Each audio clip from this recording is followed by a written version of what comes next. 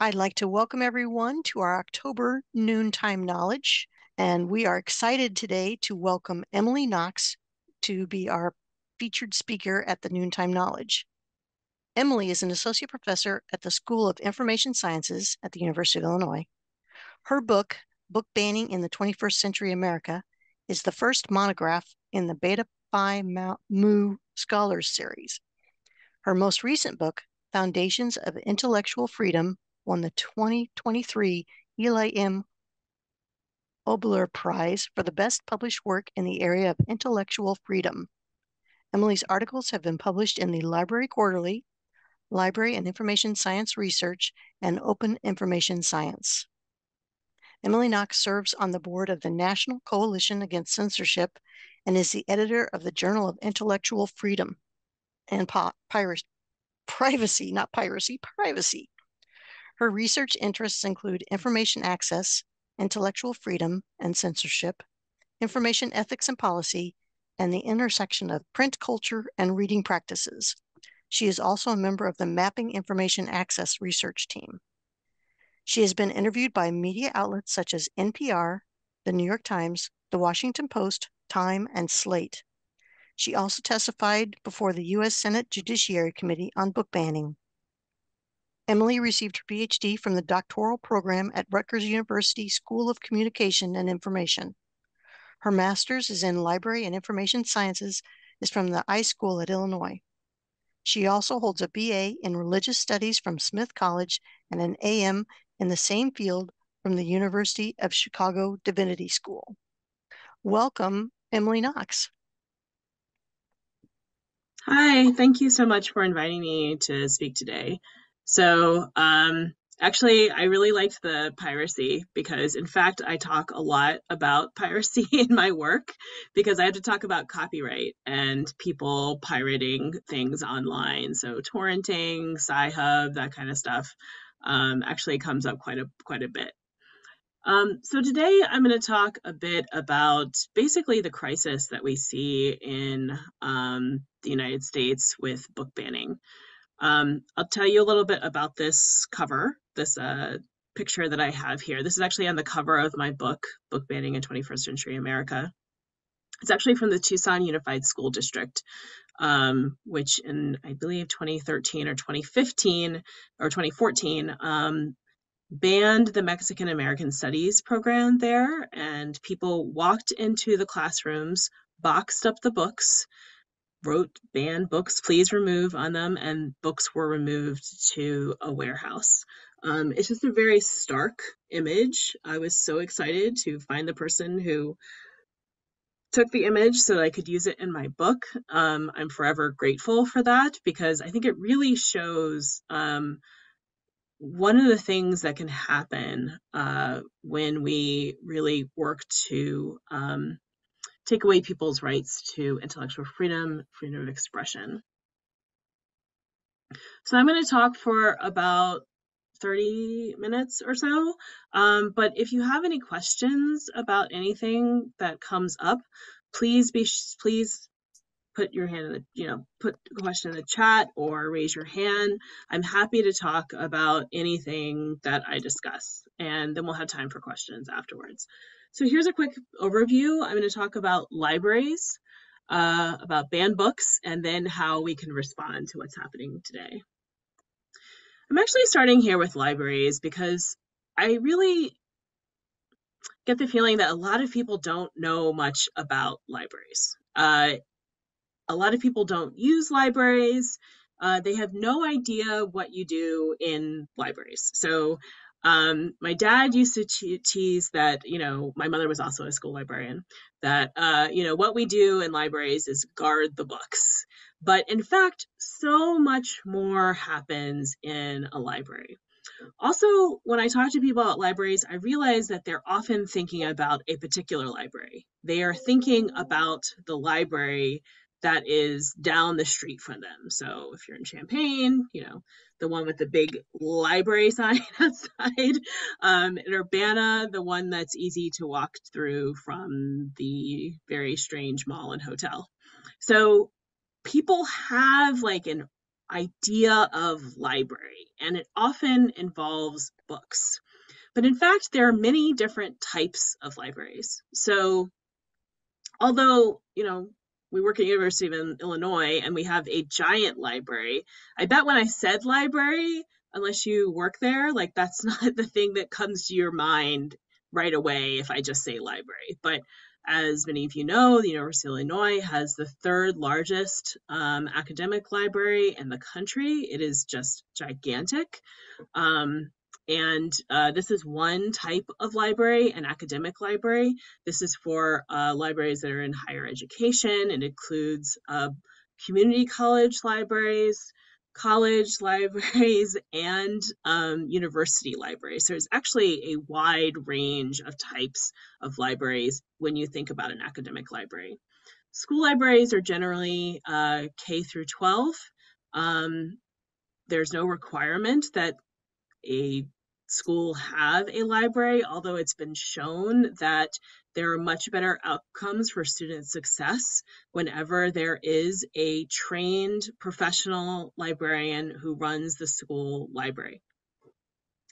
Most people are familiar with public libraries, but there are all sorts of public libraries. So I've visited libraries all over the world. I was in a tiny mining town in California, and there is a one-room library on the main street. It's part of a district. They aren't always part of a district, but that's the library for this gold rush town.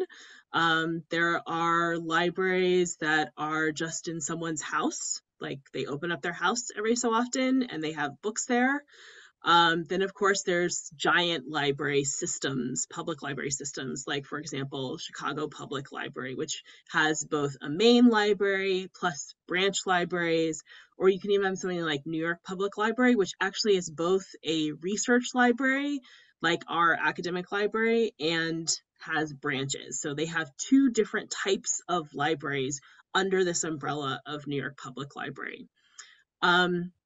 Finally, there are another type of library, which is the the special and corporate libraries. These are usually not called libraries. They're called things like research centers and stuff like that.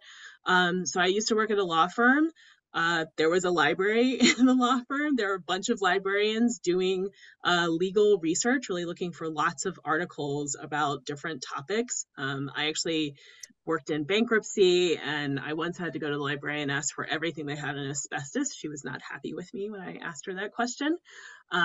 So you'll find tiny research centers or records management people, those sorts of things across all sorts of sectors. Some of the more exciting ones that I often talk about with my students is, for example, Disney has a Star Wars librarian. I'm a big Star Wars fan. So they call them like an archivist, but in fact, it's like, actually, I don't remember what they call them. Like, it's a keeper of the lore. So this person is trained in both archives and libraries, and basically keeps up with everything that's going on in the Star Wars universe, which, as you know, for any of you who are familiar with this, is just a lot.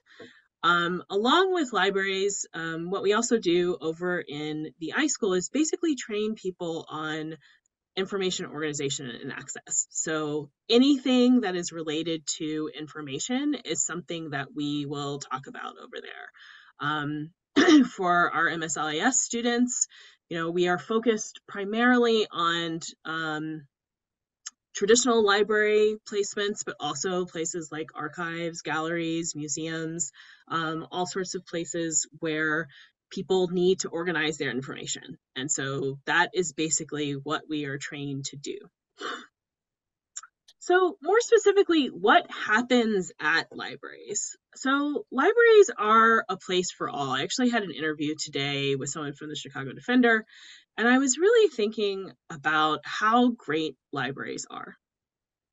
Libraries are one of the few places where you can walk in and be, right? No one asks you for money. You can actually just hang out. So I was recently giving a talk in Edmonton at the Edmonton Public Library. I had forgotten how people stand outside and wait for the library to open. So you have people with kids, you have older people, you have people without homes. All sorts of people are just waiting for the security person to open up those doors. And then once they get inside, there are lots of different services that libraries offer. So it's not just books and music and games, but also story times, internet, help with IRS forms, help with just finding information. When I was working as a librarian, I helped someone learn how to use a mouse. You never know what someone, like a computer mouse, you never know what somebody will need when they walk into the library. So I just wanted to show this collage to show all of these different services that a library offers. Many libraries now have maker spaces, they have business centers, they have meeting rooms, they have all sorts of things that people might want from the library. I should also say they offer electronic services. So I rarely go to my public library. Instead, I use my card to use things like Libby, so I can get electronic books, audio books. Also, there's Canopy, so that gets you movies. Actually, I have two Canopies because I have one from Champaign Public Library and also one from our Illinois, University of Illinois. So there are all these things that libraries offer that I think are just not always clear. So why does this matter? Libraries are a true public good. I really recommend this book because I think it gives a window into some of the things that we see that are happening now, which is really attacks on the public sector, especially public schools and public libraries. So what Heather McGee talks about here is how public goods, this is a quote, are seen as worthy and is a worthy investment only so long as the public is seen as good. We are going through a time right now where we are a little unsure of who the people are in our society, whether or not they actually deserve things like a public library or free education for all that is leads to successful outcomes. Heather gives a really excellent anecdote about the public pool in Montgomery, Alabama. So when they were required to desegregate the public pool, it was an amazing pool. It had a zoo and all sorts of things. Rather than desegregate the pool, what they did instead was fill it in. So even if you go down to Montgomery now, there are some public pools, but they are nothing compared to this pool before segregation. And that's in some ways what we're seeing right now. Rather than have, say, 5 books on the shelf that somebody disagrees with, there are places that are saying we are going to close down our entire public library. So this is happening in Michigan. There's threats of this in Oregon. Rather than have all of those services available to people where kids go after school, story times, free internet, places where you can get free audiobooks, all sorts of things. Rather than have these books that I don't like, we are going to close down the entire institution for everyone. So a little bit more on banned books. So I've been interested in this for a long time. As I mentioned, my mom is a school librarian, or was a school librarian. She's retired now. And we always observed Banned Books Week. Banned Books Week is a bit of a misnomer. There's always been talk about, oh, we should change it to what they have in Canada, which is the Freedom to Read Week, because these books aren't being banned. I'll talk a little bit about that, what people mean by banning, how to think about it.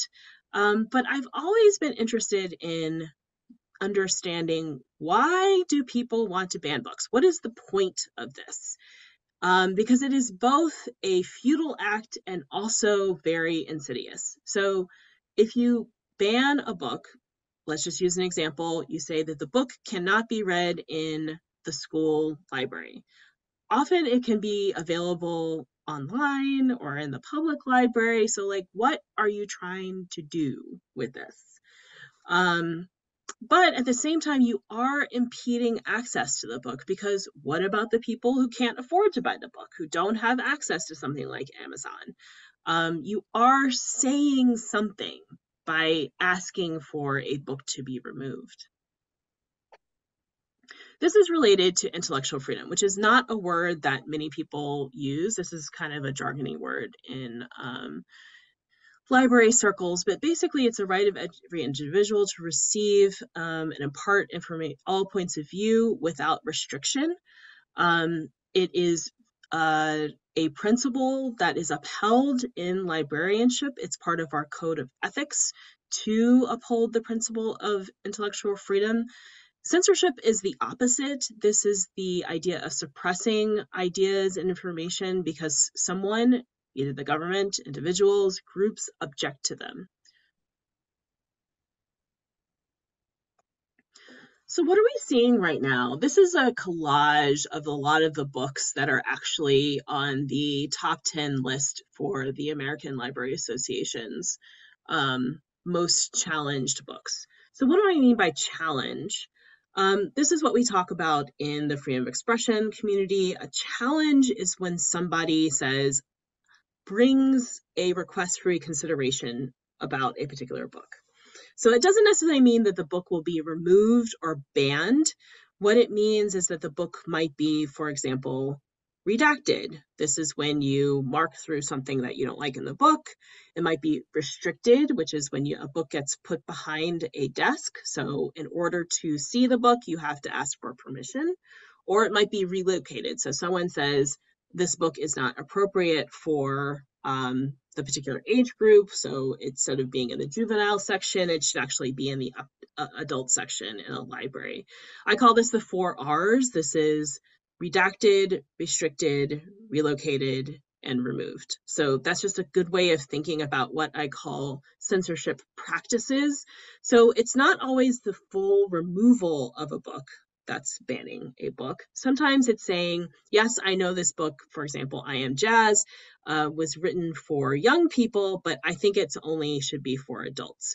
But Jazz Jennings intended this book to be for young people. So you're actually getting in the way of what the author intended. It's about a particular audience for the book, and you're saying these people shouldn't read it. So all of these books fall under this umbrella term that we use that's called diverse. So if you go to the We Need Diverse Books website, they talk about diverse books, including books by Black, Indigenous, and people of color, books about the LGBTQIA community, also books involving things like mental illness and disability. Actually, if you include mental illness and disability, it covers all of the books on the list from the ALA's top 10. Some of these books have been on the list since they were published. So I Am Jazz is a good example. It's been on there for a very long time. Genderqueer and All Boys Aren't Blue are the top challenge books and have been for the past 2 years. How to Be Anti-Racist by Ibram X. Kendi. His book shows up there all the time. Toni Morrison's book, This Is the Bluest Eye, I believe, behind there, Not Beloved, but either one, they both show up on the list. What these books have in common is that they deal with what Carrie H. Robinson calls difficult knowledge. So by difficult knowledge, she means that knowledge that many adults find challenging to address in their own lives, but especially with children. So it's not just that, people are trying to think to themselves, like, I don't know how to express what I feel is going on in society. I'm not sure what it means when people say something like they are gender fluid or something like that. So being able to talk about this with yourself and with other adults, people get even more anxiety about it when they're talking about it with children. But what Carrie H. Robinson says is that it's important that children have access to this knowledge because they must have agency and vocabulary to describe their own bodies and lives. when we say that a child should not know about X, Y, or Z, they aren't able to say, but this is me, or this is my friend. I want to describe the life and the world that I know around me. A really good example of this is actually from Roby Harris's It's Perfectly Normal. I serve on the board of the National Coalition Against Censorship with Roby Harris. She has a story about, in her book, which is very clinical and has very straightforward pictures of sex.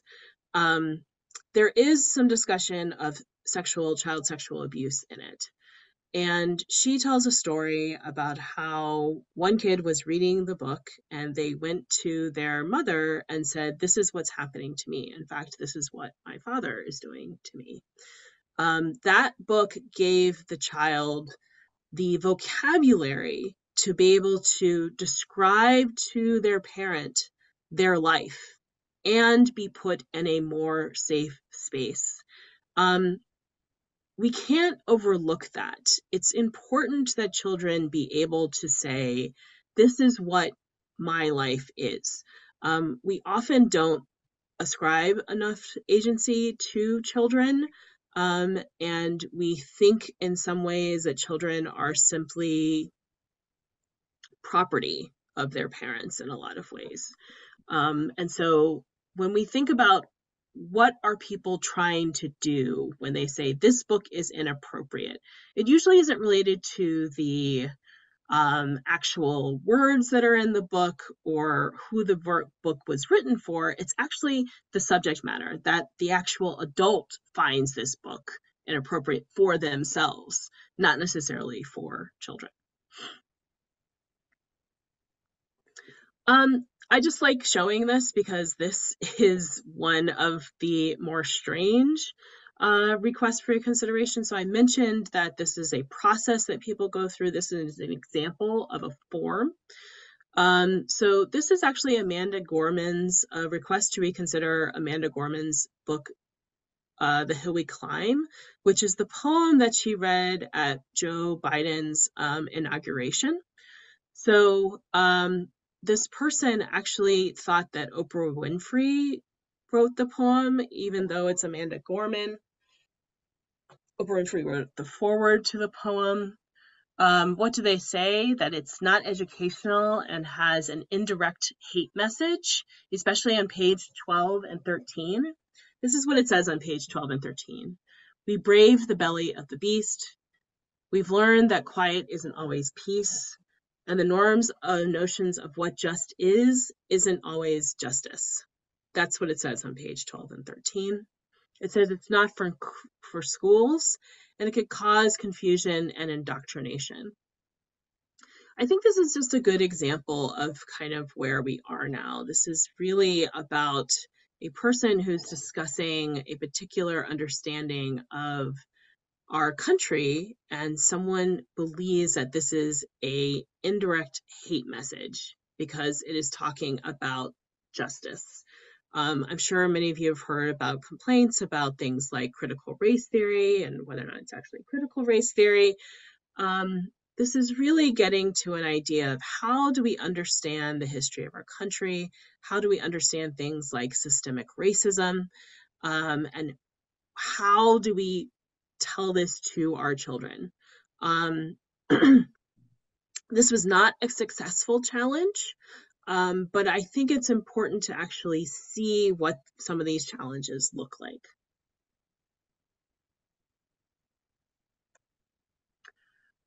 So actually, we have more recent statistics actually from ALA. They put out the first 3 quarters of the, actually 2 quarters of the 2023, but I do think it's important to see the increase in the number of unique titles challenged per year.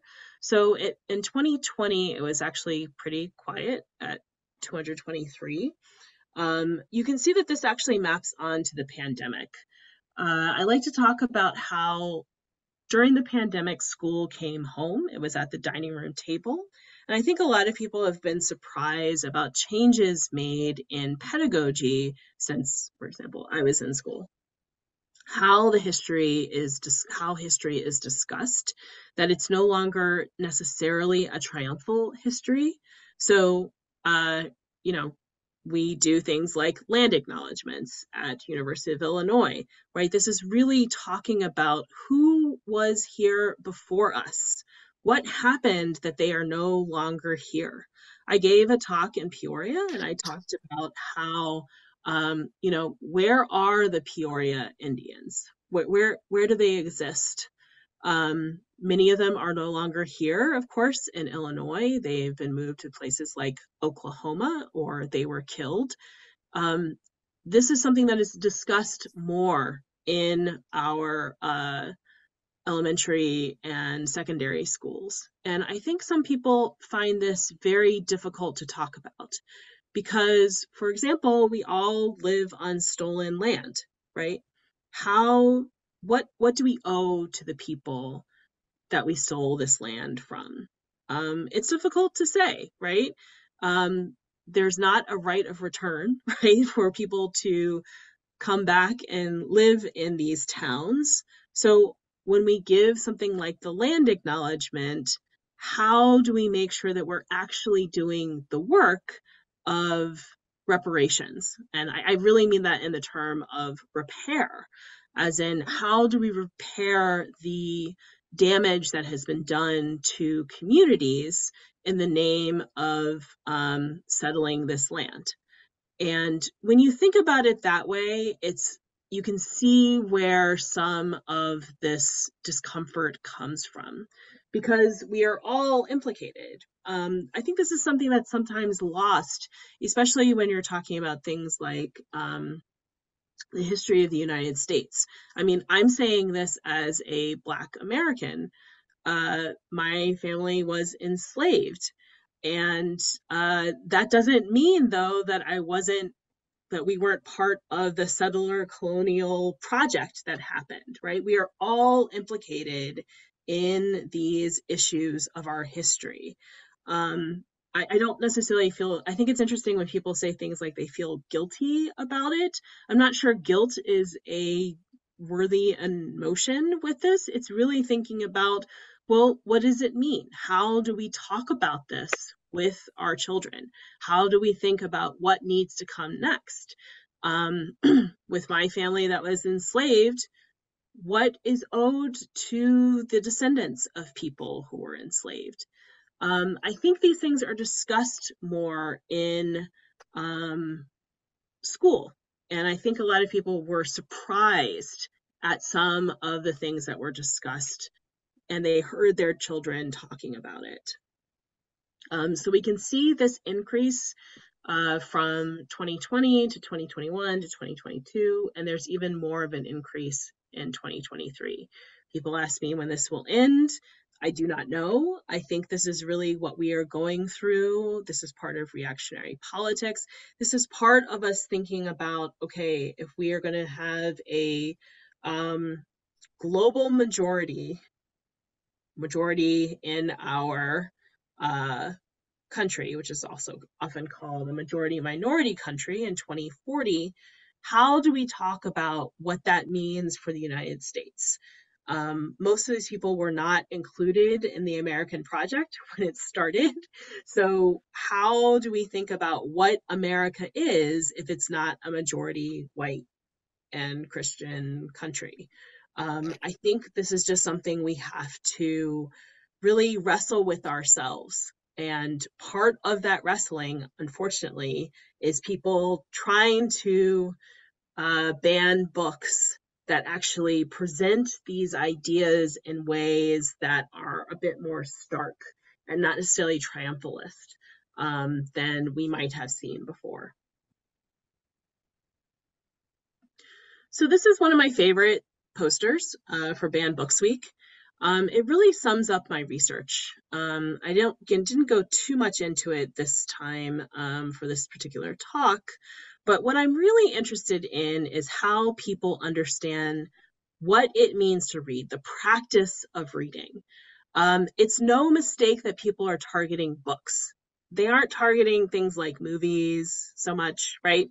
Um, because books have outsized power in our society. What do I do in my classes? I basically have students read. That's the basic project of education, is to have people read and discern and think about what they are reading. Um, Words really can change who you are as a person.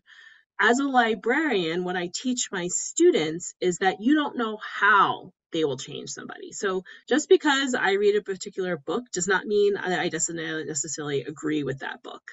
Um, I might think that, in fact, this book makes no sense to me, and I don't know why I read it, and I completely disagree with it.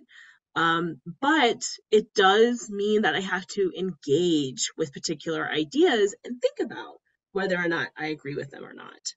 Um, this is really why people try to ban books, because words have power. They can make us a different human being. In my research, I go into where some of these ideas came from, particularly from the Reformation. But I think this encapsulates why people ban books. So, how do we respond? I encourage you to read Rand books. There's a list of 850 from Representative Krause in Texas. He wanted to get rid of all the books that he disagreed with in, I think, schools. So you can find that list quite easily. If you want it, I can send it to you, but you can actually just Google 850 Krause, Krause, and you can find his list. Someone asked me yesterday, what's something good that's coming out of this? And honestly, people are finding amazing books. If you haven't read Genderqueer or All Boys Aren't Blue, these are actually amazing books. They're memoirs. They're not, in fact, novels, which I think confuses some people. They're actually autobiographical memoirs of people describing their own lives. Here's Jane Mounts. I love her work. You can see all the books here. So Mouse is on there. To Kill a Mockingbird is on there.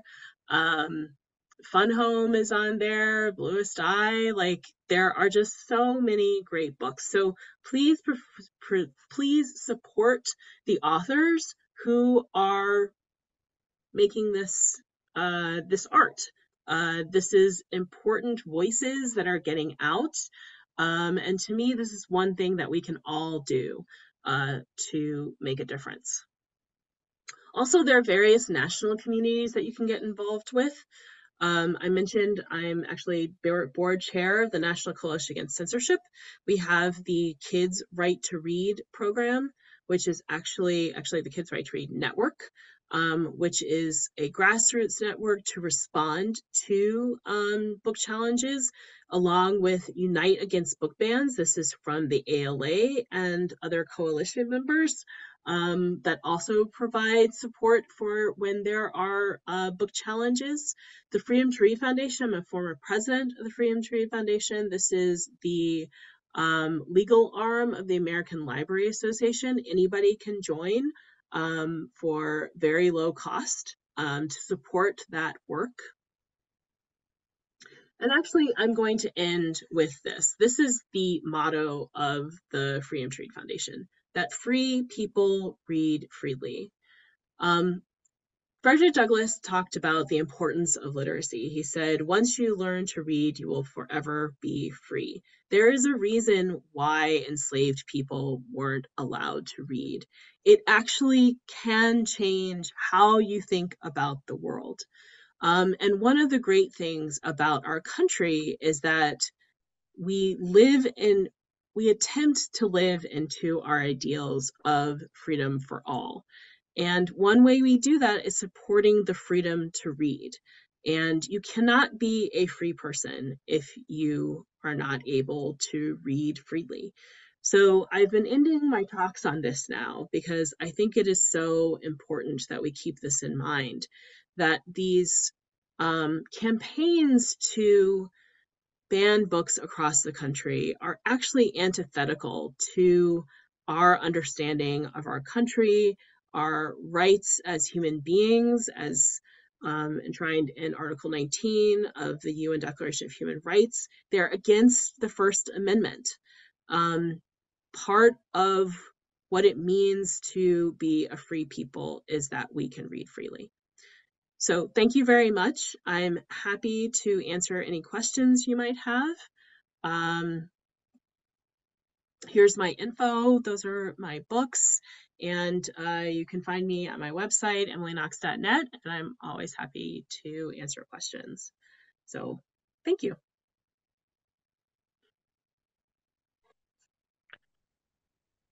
Thanks, Emily. I will open up the chat just to make sure I'm not missing anything.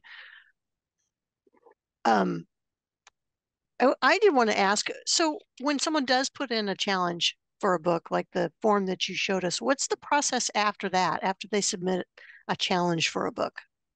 So the general process is that it goes towards, it goes to a committee. Someone submits this. I'll just use a public library as an example. So you submit the form. It usually goes to the director. The director will form a committee, and there's a lot of talk about like who should be on the committee. But generally, it's a patron, a staff member. There's some push to have someone who might agree with keeping it and someone who might not agree with keeping it. The committee then reads the entire book and puts a recommendation forward. This recommendation can go to either the director or the board, and generally the board has final say. But this is why policy is so important. You can check your local public library and see what their policy is on this. The main thing that is important with these reconsideration policies is that it's not just one person making that decision. One big fear that we have is that, especially in schools, that principals are just walking around and removing books. And that is usually against policy. But people will say, well, I don't want any controversy, so I'm just going to take this book off the shelf. That is not usually in keeping with the policies that are for the school or school district.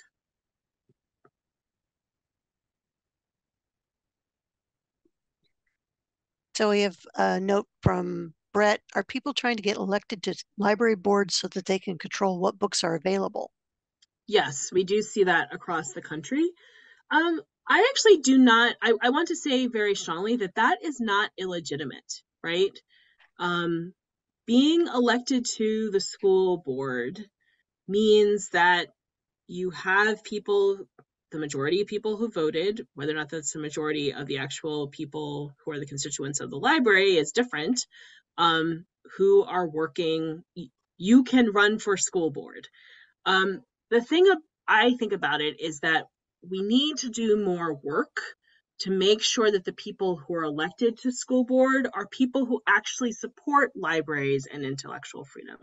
That is on us, meaning people who actually support the First Amendment, who think about that the freedom to read is important, that support the expertise of librarians, get on the school board. It is not illegitimate to run for school board for anybody to do that. But it is important that we work to make sure that the people who are running for these positions are actually people who support the institution of the library. This is someplace where we often fall down in organizing. This is true community organizing work, which is that you want your local government officials to be people who support what we stand for in the United States, which is for freedom, democracy, these sorts of things. And it's really on us to make sure that that happens.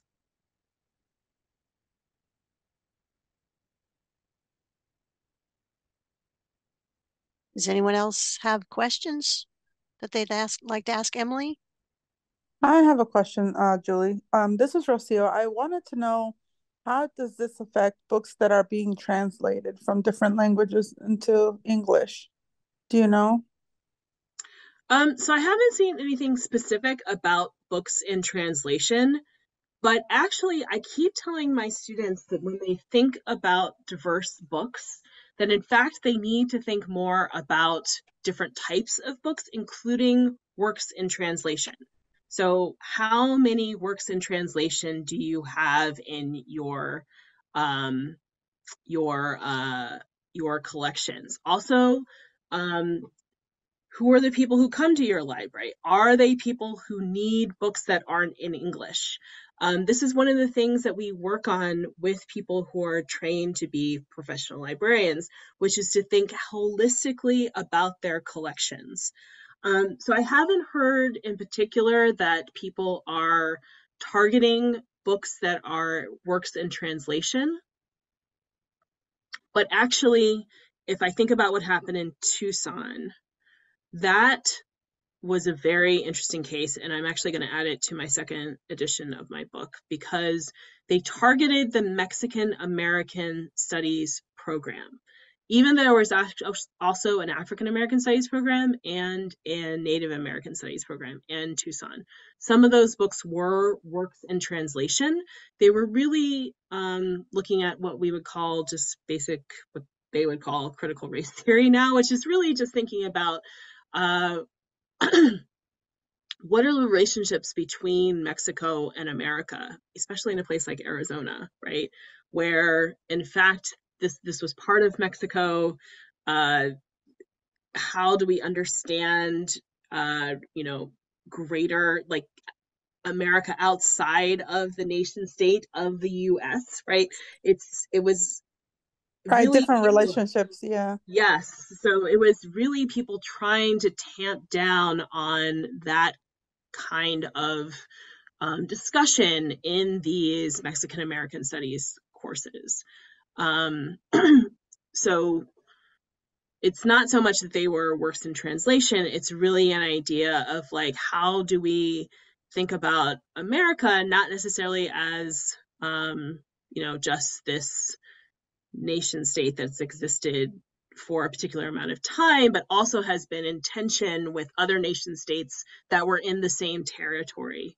Um, of course, I mean, that gets, you can just see how like that gets people upset, right? And so they targeted the entire Mexican American Studies program for that reason. Hmm. Thank you. I appreciate it. I think it's just people get upset when they don't understand things. And instead Yes. of instead of researching and delving in and trying to get information, it just kind of ticks them off and but it's just people not understanding. Yeah, and I just think that it's important that we think about the US in relation to its neighbors in a different way, right? Um, what is a border? So when I was at the Senate, there was a discussion about Biden's border crisis. That's what Lindsey Graham wanted to talk about. And I just like, borders are artificial. They aren't real. We make them real.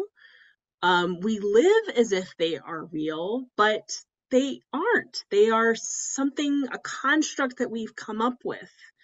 Um, that doesn't mean whatever I might think about like whatever is happening at the border. But the concept of border is not one that you can just say like it exists. You have to think like, well, why is it even there? Like, what does this particular river? Why is it here at this particular river? Why is it at I think it's the 40th parallel, right? Like 49th parallel. Like why these things? They don't come out of nowhere. There were decisions made about them, and you may or may not agree with those decisions. That's okay, right? Like you have to think about history and what our history is. um, you know, it's okay to think that I want to know more about where this comes from. Thank you. Yeah, that's a good point.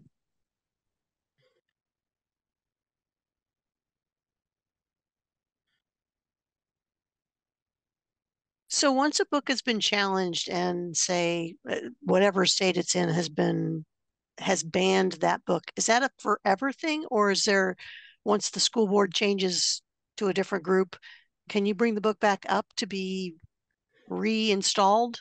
And is it a one-time thing? So this is done on a district by district level. This is not, except for a few states, this is usually not done on a state-wide basis. So what we've been recommending that people add to their policies is that there be a time where a book cannot be reconsidered, because actually what's happening is that in fact the book gets to stay and people just keep bringing it back up again over and over again. So there are recommendations so that you cannot have a book reconsidered again for 3 to 5 years, but it really depends on the district, whether or not a book can be brought back or not brought back. It is not true for all time. Also, libraries engage in weeding. This is part of collection development, so the collection is constantly changing over time. So a lot of these processes get put together.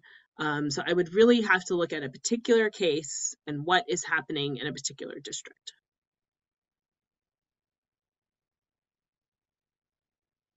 Thank you. Does anyone else have any questions they would like to ask Emily? I have one. Name's Rebecca. Hi.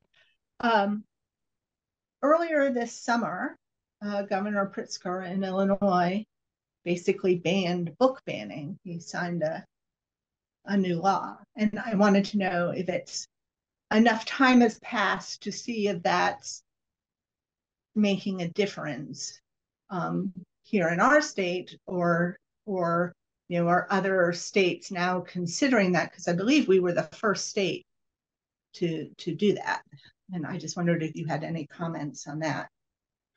Yeah, so let me talk about that law. That's actually why Dick Durbin invited me and Secretary of State Giannoulis and another a student from Texas, Cameron Samuels, to come talk to the Senate Judiciary Committee. So what that law actually does is that it's a policy and process law. So it states that in order to receive state funding for your library, you must have a reconsideration policy, and it must refer to the guidelines from the American Library Association. So it has to refer to the Library Bill of Rights, the freedom to read, and the freedom to view statements. So it's actually much more of a carrot law, I guess I would call it, right? In order to get these funds, you have to have this policy. It doesn't outright ban book banning. It basically says that you must have a process if you are going to remove books from a collection. It is being used as a template for other states. Secretary of State Giannoulis mentioned that he has heard from several places who are interested in passing a similar law.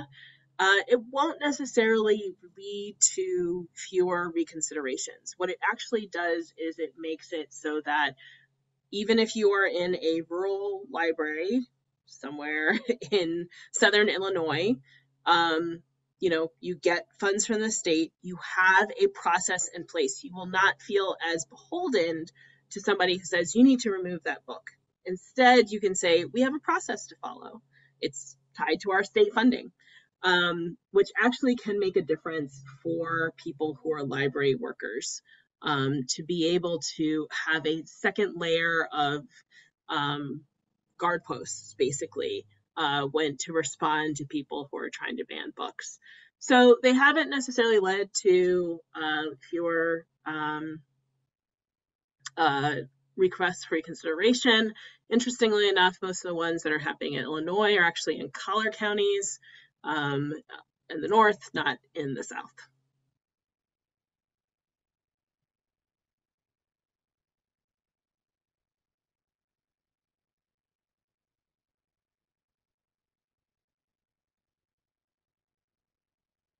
Thank you. That was interesting. Are all of the book challenges directed mostly at the library. I mean, like no one could go to say any kind of a bookstore or anything and stop them, because I've seen some people talking about, and these are baby books, about banning these, I can't remember the one, Babies Everywhere, I think is what the name of the title is. One, yeah, And it's very cute. and I went through the whole entire book and I'm like, I'm missing it. I'm missing the point as to why this should be banned. But it's sold, right? It's sold in a bookstore. It's not necessarily, I mean, in a library, I can see why someone may challenge it, but it's still going to be available. Yeah, so actually, this is a common thing. So when you look at any given case, it's important to think about your level of analysis. So is the person asking for the book to be removed from the curriculum, from the school library, from the classroom library, from the summer reading list, from the public library? These are all very different requests. But in fact, we have seen lawsuits against Barnes and Noble. This happened in Virginia. People were upset about some of the books that they were offering for sale, and there was a lawsuit. You can just look it up and see. It was dismissed by the judge, but in fact, this did happen in Virginia, that people were upset about books for sale in a bookstore. And it is actually I actually talked to the American Booksellers Association about 2 weeks ago. They have their own policies and best practices for responding to people who are upset about things that are for sale in bookstores. I truly mean that this is a really against, our understanding of our freedom to read in this country. It is, these things are, I think I said in my testimony that this is just un-American, right? They are going after private companies for what they have on their shelves. Happy to answer any questions in the future. Just send me an email. I'm always happy to talk about books, book banning, libraries. These are some of my absolute favorite topics. So please just get in touch with me. All right. And we'd like to really thank you again, Emily, for speaking with us today. This is such a timely topic, and it's always good to get a professional's opinion on what's going on. So if no one else has any questions, we will wrap this up. Thank you. All right. Thank you again, everyone, for coming, and we will see you next month.